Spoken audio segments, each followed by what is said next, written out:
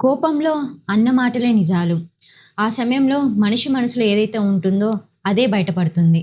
ఈ మాటలు మనం తరచూ వింటూ ఉంటాం కదా! మనం దీన్నే నిజమని కూడా నమ్ముతూ ఉంటాం. ఇది కేవలం మనం అనుకుంటున్న అపోహ మాత్రమేనా? లేక ఇదే నిజమా? ఈరోజు మనం తెలుసుకుందాం.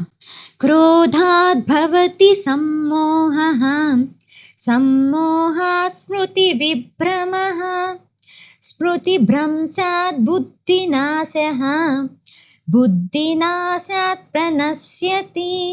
కోపం వల్ల మనిషికి ఏది మంచో ఏది చెడో తెలియని భ్రాంతి కలుగుతుంది.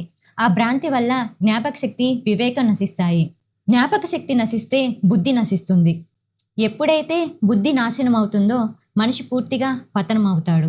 దీని ప్రకారం కోపంలో ఉన్నప్పుడు మనిషికి తన ఎదురుగా ఉన్నది భార్య అనో, భర్త అనో, లేదా తల్లిదండ్రులనో వాళ్ళకి గుర్తుండదు.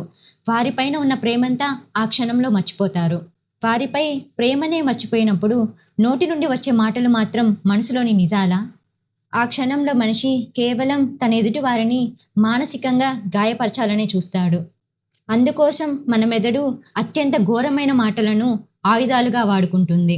ప్రశాంతంగా ఉన్నప్పుడు మనపై అమితమైన ప్రేమ చూపించిన వారే కోపంలో విచక్షణ కోల్పోయి మాట్లాడుతుంటారు. కాబట్టి ఎదుటివారు కోపంలో అన్న మాటలను మనసుకు హత్తుకొని బంధాలను తెంచుకోకండి. ఆ సమయంలో మాట్లాడుతున్నది మీ ఆత్మీయులు కాదు, వారిని ఆవహించిన కోపం అనే రాక్షసుడు. దీని ప్రకారం మనకు అర్థమవుతోంది కోపంలో మాట్లాడే మాటలు అన్నీ నిజం కాదు అని. భగవద్గీత సూచించిన మౌనం మరియు ఓర్పు అనే ఆయుధాల గురించి మరింత తెలుసుకోవాలి అనుకుంటున్నారా? అయితే నా ఛానల్ని ఫాలో చేయండి. జై శ్రీకృష్ణ.